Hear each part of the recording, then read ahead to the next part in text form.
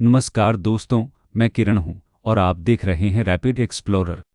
आज हम बात करेंगे नेपोलियन हिल की मशहूर किताब थिंक एंड ग्रो रिच के पहले अध्याय की, जिसका शीर्षक है विचार की शक्ति। तो चलिए शुरू करते हैं। अध्याय एक, विचार की शक्ति। इस अध्याय में हमें बताया गया है कि कैसे हमारे विचार हमारे जीवन की दिशा तय करते हैं। नेपोलियन हिल का कहना है कि मनुष्य अपने विचारों का उत्पाद होता है। जैसा वह सोचता है वैसा ही वह बन जाता है।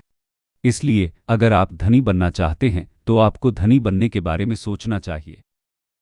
इस अध्याय में एक प्रेरक कहानी भी शामिल है, एडविन सी बार्न्स की, जिनका सपना था थॉमस एडिसन के साथ काम करना। बार्न्स के पास न तो पैसा था और न ही कोई संसाधन, लेकिन उनकी दृढ़ इच्छा और संकल्प ने उन्हें एडिसन का साझेदार बना दिया। यह कहानी हमें दिखाती है कि कैसे दृढ़ संकल्प और विश्वास से हम अपने भाग्य को बदल सकते हैं। अब बात करते हैं थिंक एंड ग्रो रिच के दूसरे अध्याय की, जिसका नाम है इच्छा सभी उपलब्धियों का प्रारंभिक बिंदु। नेपोलियन हिल इस अध्याय में हमें बताते हैं कि सफलता पाने के लिए दृढ़ इच्छा अत्यंत आवश्यक है। वह कहते हैं, इच्छा सफलता के लिए जितनी अधिक ज्वलंत होगी, सफलता की संभावना उतनी ही बढ़ जाती है। इस अध्याय में हमें 6 कदमों का एक फॉर्मूला भी मिलता है, जिसे अपनाकर हम अपनी किसी भी इच्छा को मूर्त रूप दे सकते हैं। स्पष्ट रूप से वह राशि निर्धारित करें जिसे आप अर्जित करना चाहते हैं। उस राशि के बदले में आप क्या देने को तैयार हैं। कोई भी चीज बिना कीमत के नहीं मिलती। एक निश्चित तारीख तय करें जब आप वह राशि प्राप्त करना चाहते हैं। एक स्पष्ट योजना बनाएं और तुरंत उस पर अमल करना शुरू करें, चाहे आप तैयार हों या न हों। उपरोक्त 4 कदमों को लिखित में तैयार करें। अपनी योजना को रोज सुबह और रात को पढ़ें और अपने आप को यह विश्वास दिलाएं कि आप इस राशि को प्राप्त करने वाले हैं। हिल बताते हैं कि इच्छा केवल एक साधारण ख्वाहिश नहीं है, बल्कि यह उससे कहीं अधिक गहरी और दृढ़ होनी चाहिए। इच्छा जब इस तरह के विश्वास और निश्चय के साथ मिल जाती है तो यह आपको उस सफलता की ओर ले जाती है जिसकी आप कल्पना करते हैं। अध्याय 3, आस्था इच्छा की प्राप्ति में दृष्टिकोण और विश्वास। नेपोलियन हिल इस अध्याय में बताते हैं कि आस्था सफलता प्राप्त करने की प्रक्रिया में कितनी महत्वपूर्ण होती है। आस्था वह तत्व है जो हमारी इच्छाओं को भौतिक रूप देने की क्षमता को सक्रिय करता है। हिल कहते हैं कि आस्था एक मानसिक अवस्था है जिसे मनोचिकित्सा के द्वारा विकसित किया जा सकता है। इस अध्याय में उन्होंने आत्म सुझाव की तकनीक पर बल दिया है, जिसका उपयोग करके हम अपने अवचेतन मन में आस्था पैदा कर सकते हैं।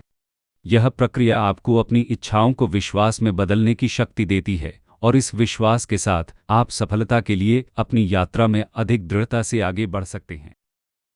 यहाँ एक महत्वपूर्ण बात यह है कि आस्था न केवल सोचने से आती है, बल्कि निरंतर अभ्यास और स्व-सुझाव से भी आती है। यह अभ्यास आपको नकारात्मकता से दूर रखता है और आपके इरादों को मजबूत करता है। इस अध्याय का सबसे महत्वपूर्ण संदेश यह है कि विश्वास के साथ आस्था आपकी सफलता की ओर पहला कदम है। जब आप अपनी इच्छाओं को सच में बदलने की आस्था रखते हैं तो आपके पास सफल होने की शक्ति होती है। अध्याय 4, ऑटो सुझाव अवचेतन मन को प्रभावित करने का माध्यम। नेपोलियन हिल इस अध्याय में हमें बताते हैं कि ऑटो सुझाव किस प्रकार से हमारे अवचेतन मन को प्रभावित करता है। ऑटो सुझाव वह प्रक्रिया है जिसमें हम अपने मन को जानबूझकर संदेश देते हैं। यह तकनीक हमें अपने विचारों और विश्वासों को नियंत्रित करने में सहायता करती है, जो कि हमारे अवचेतन मन को प्रभावित करते हैं। हिल बताते हैं कि सकारात्मक और नकारात्मक दोनों प्रकार के विचार हमारे अवचेतन मन में समान रूप से प्रभावी होते हैं। इसलिए यह महत्वपूर्ण है कि हम जो विचार अपने मन में लाएं वे सकारात्मक और उद्देश्यपूर्ण हों। इस अध्याय की मुख्य शिक्षा यह है कि हमें अपने दैनिक जीवन में ऑटो सुझाव का उपयोग करना चाहिए। यह करने के लिए हमें अपने लक्ष्यों को स्पष्ट रूप से लिखना चाहिए और उन्हें दिन में कई बार दोहराना चाहिए, जिससे वे हमारे अवचेतन मन में गहराई से बैठ जाएं। इस प्रक्रिया के द्वारा हम अपने लक्ष्यों को वास्तविकता में बदल सकते हैं। इस तकनीक का प्रयोग करके आप न केवल अपने पेशेवर जीवन में बल्कि व्यक्तिगत जीवन में भी बेहतरी ला सकते हैं। यह विधि आपके लक्ष्यों को प्राप्त करने की आपकी क्षमता को बढ़ाती है और आपको अधिक सफल बनाती है। अध्याय 5, विशेषज्ञ ज्ञान व्यक्तिगत अनुभव या अवलोकन। नेपोलियन हिल इस अध्याय में समझाते हैं कि सफलता के लिए विशेषज्ञ ज्ञान का होना कितना आवश्यक है। यह ज्ञान स्कूली शिक्षा से अलग है और इसे व्यक्तिगत अनुभवों, शोध और अध्ययन के द्वारा प्राप्त किया जा सकता है। हिल बताते हैं कि यह ज्ञान तभी मूल्यवान होता है जब इसे व्यावहारिक रूप में लाया जाए और सफलता प्राप्त करने के लिए इस्तेमाल किया जाए। इसलिए विशेषज्ञ ज्ञान की खोज में सतत शिक्षा और अनुभव की प्रक्रिया आवश्यक है। अध्याय 6 कल्पना मन की कार्यशाला। नेपोलियन हिल इस अध्याय में बताते हैं कि कल्पना हमारे मन की कार्यशाला है, जहां हम अपनी इच्छाओं को वास्तविकता में बदलने के लिए योजनाएं और विचार तैयार करते हैं।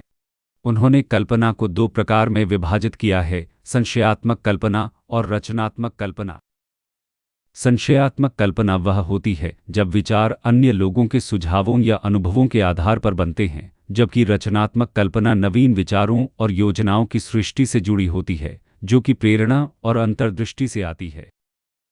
हिल कहते हैं कि रचनात्मक कल्पना के माध्यम से ही हम अपनी इच्छाओं को वास्तविकता में बदल सकते हैं, क्योंकि यह हमें नए विचार और समाधान प्रदान करता है जो कि अन्यथा संभव नहीं होते। अध्याय 7 संगठित योजना, इच्छा को क्रिया में परिवर्तित करना। नेपोलियन हिल बताते हैं कि सफलता के लिए संगठित योजना आवश्यक है। वह कहते हैं कि हमारी इच्छाएं तभी क्रियाओं में बदलती हैं जब हम उन्हें व्यवस्थित और क्रमबद्ध योजनाओं में डालते हैं। इस अध्याय में वह उन कदमों का वर्णन करते हैं जो व्यक्ति को अपनी इच्छाओं को ठोस क्रियाओं में परिवर्तित करने में मदद करते हैं, जैसे कि उचित योजना बनाना, योजनाओं की समीक्षा करना और योजना में सुधार करना। हिल यह स्पष्ट करते हैं कि बिना संगठित योजना के इच्छाएं केवल सपने बनकर रह जाती हैं। वास्तविक परिणाम पाने के लिए हमें अपनी इच्छाओं को कार्यों में बदलने के लिए सटीक और सोची समझी योजनाएं बनानी होंगी। अध्याय 8 निर्णय टालमटोल की महारत। नेपोलियन हिल इस अध्याय में बताते हैं कि सफलता के लिए निर्णय की क्षमता अत्यंत महत्वपूर्ण है। वह कहते हैं कि सफल लोग तेजी से और दृढ़ता से निर्णय लेते हैं और बार बार अपने निर्णयों को बदलने से बचते हैं। हिल यह भी बताते हैं कि टालमटोल असफलता का सबसे बड़ा कारण है और निर्णय लेने की क्षमता विकसित करना हर व्यक्ति के लिए अनिवार्य है। इस अध्याय का मूल संदेश है कि निर्णय क्षमता को विकसित करना और उसे मजबूती से लागू करना व्यक्ति को उसके लक्ष्यों की ओर तेजी से ले जा सकता है। अध्याय 9 दृढ़ता विश्वास को पैदा करने के लिए आवश्यक निरंतर प्रयास। नेपोलियन हिल बताते हैं कि सफलता की यात्रा में दृढ़ता एक अनिवार्य गुण है। यह वह गुण है जो हमें विफलताओं का सामना करने के बावजूद आगे बढ़ने की शक्ति देता है। हिल का कहना है कि दृढ़ता को आदत में बदलने के लिए सकारात्मक मानसिक रवैये की जरूरत होती है और यह विश्वास से पैदा होती है। दृढ़ता के बिना सफलता असंभव है। इस अध्याय का मुख्य संदेश यह है कि दृढ़ता न केवल आपकी सफलता की कुंजी है, बल्कि यह आपके लक्ष्यों के प्रति आपकी प्रतिबद्धता का भी परिचायक है। अध्याय 10 मास्टरमाइंड की शक्ति, प्रेरक शक्ति। नेपोलियन हिल इस अध्याय में समझाते हैं कि मास्टरमाइंड एक समूह का तत्व है जिसमें दो या दो से अधिक लोग एक साझा उद्देश्य की प्राप्ति के लिए मिलकर काम करते हैं। यह साझेदारी समूह की सामूहिक बुद्धि को बढ़ाती है और सफलता की संभावनाओं को बढ़ाती है। हिल बताते हैं कि मास्टरमाइंड अवधारणा में समूह की सामूहिक ऊर्जा सदस्यों के व्यक्तिगत प्रयासों से कहीं अधिक शक्तिशाली होती है, जिससे उन्हें अपने लक्ष्यों की दिशा में अधिक प्रभावी और कुशलतापूर्वक काम करने में मदद मिलती है। मास्टरमाइंड समूह सदस्यों के बीच विचारों का आदान प्रदान, सहयोग और समर्थन को बढ़ावा देता है, जिससे व्यक्तिगत और सामूहिक सफलता दोनों की संभावना बढ़ती है। अध्याय 11 सेक्स ट्रांसम्यूटेशन का रहस्य। नेपोलियन हिल इस अध्याय में बताते हैं कि सेक्स एनर्जी का ट्रांसम्यूटेशन कैसे हमारी रचनात्मकता और उत्पादकता को बढ़ा सकता है।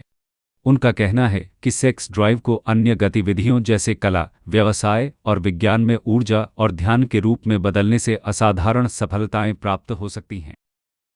हिल यह भी बताते हैं कि यह ट्रांसम्यूटेशन न केवल रचनात्मकता को बढ़ाता है, बल्कि यह मानवीय प्रेरणा और उत्साह को भी ऊंचा करता है, जिससे लोग अधिक उत्पादक और ऊर्जावान महसूस करते हैं।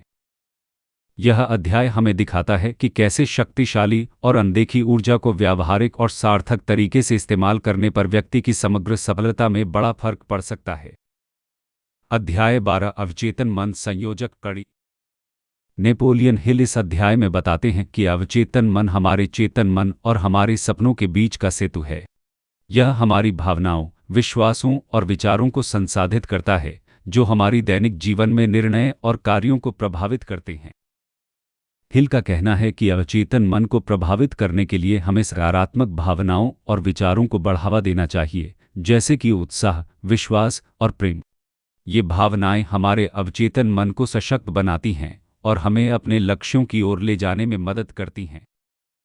अवचेतन मन की शक्ति को समझना और इसे सही ढंग से उपयोग करना हमें जीवन में अधिक सबल और संतुष्ट बनाता है। यह हमें सीखने का मौका देता है कि कैसे हमारे सबसे गहरे विचार और भावनाएं हमारी वास्तविकता को आकार दे सकती हैं। अध्याय 13 मस्तिष्क विचारों के लिए एक प्रसारण और प्राप्ति स्टेशन। नेपोलियन हिल इस अध्याय में बताते हैं कि हमारा मस्तिष्क किस प्रकार से विचारों को प्रसारित और प्राप्त कर सकता है, जैसे एक रेडियो रिसीवर। यह दर्शाता है कि हमारे विचार वास्तव में ऊर्जा रूपों में परिवर्तित हो सकते हैं जो अन्य दिमागों तक पहुंच सकते हैं। हिल यह भी बताते हैं कि हमारे मस्तिष्क की यह क्षमता हमें व्यापक जानकारी और अनुभवों से जोड़ सकती है, जिससे हमारी रचनात्मकता और नवाचार की क्षमता में वृद्धि होती है। इस अध्याय से हम सीखते हैं कि मस्तिष्क की इस अद्भुत क्षमता का उपयोग करके हम न केवल अपनी विचारशीलता और समझ को बढ़ा सकते हैं, बल्कि दूसरों के साथ ज्ञान का आदान प्रदान भी कर सकते हैं। अध्याय 6 इंद्रिय ज्ञान के मंदिर का द्वार। नेपोलियन हिल इस अध्याय में समझाते हैं कि शिष्ट इंद्रिय हमारी अवचेतन मन की क्षमताओं का सबसे गहरा और सबसे रहस्यमय पहलू है। यह हमें अदृश्य ज्ञान और सहज ज्ञान युक्त समझ की ओर ले जाती है, जो अक्सर छठी इंद्री के रूप में जानी जाती है। हिल का कहना है कि इस इंद्री को विकसित करने से हमें जीवन की अधिक गहराइयों में उतरने और उन पहलुओं को समझने की क्षमता मिलती है जो आमतौर पर हमारी पहुंच से बाहर होते हैं। यह अध्याय हमें यह समझाने की कोशिश करता है कि कैसे हमारी छठी इंद्री हमें जीवन के अनजाने और अदृश्य तत्वों की समझ प्रदान कर सकती है, और यह हमारे निर्णय लेने की क्षमता को अत्यधिक बढ़ा सकती है। अध्याय 15 कैसे भय के 6 भूतों को ठगा जाए। नेपोलियन हिल इस अध्याय में बताते हैं कि भय हमारी सबसे बड़ी प्रतिबंधक है जो हमें सफलता के मार्ग में रोकता है। वे 6 प्रमुख भयों के बारे में विचार करते हैं: कमी का भय, निराशा का भय, स्वास्थ्य का भय, अविश्वास का भय, अत्यधिकता का भय और अपराध का भय। हिल का कहना है कि ये भय हमारे मानसिक और आर्थिक विकास को रोकते हैं। उन्होंने इस अध्याय में विभिन्न रणनीतियों की चर्चा की है जिनसे हम इन भयों को पार कर सकते हैं और सफल जीवन जी सकते हैं। यह अध्याय हमें सीखता है कि भय कैसे हमारे सफलता में बाधा बनता है और कैसे हम इसे पार करके अपनी स्थिति को सुधार सकते हैं।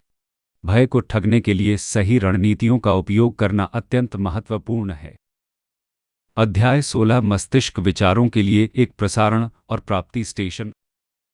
नेपोलियन हिल इस अध्याय में बताते हैं कि मस्तिष्क कैसे हमारे विचारों को प्रसारित और प्राप्त करता है, जैसे एक रेडियो स्टेशन।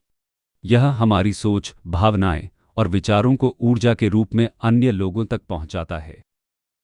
हिल इसे एक विचार प्रोग्रामिंग और प्राप्ति स्टेशन के रूप में वर्णित करते हैं, जिसे हम अपनी सोच, विश्वास और ध्यान से प्रोग्राम कर सकते हैं। यह अध्याय हमें यह बताता है कि हमारी सोच कैसे हमारे जीवन को प्रभावित करती है और हम इसे कैसे सही दिशा में चलने के लिए नियंत्रित कर सकते हैं। अपने मस्तिष्क को सही ढंग से प्रोग्राम करके हम अपने लक्ष्यों की दिशा में बढ़ते हैं। आज की वीडियो देखने के लिए धन्यवाद। अगर आपको रैपिड एक्सप्लोरर चैनल की यह वीडियो पसंद आया हो तो कृपया इसे लाइक करें, साझा करें और हमारे चैनल को सब्सक्राइब करें। हमारे साथ जुड़कर आप सीख सकते हैं कि कैसे आप अमीर बन सकते हैं और अपने सपनों को पूरा कर सकते हैं। इसी तरह के और उपयोगी वीडियो के लिए रैपिड एक्सप्लोरर चैनल पर बने रहें। धन्यवाद।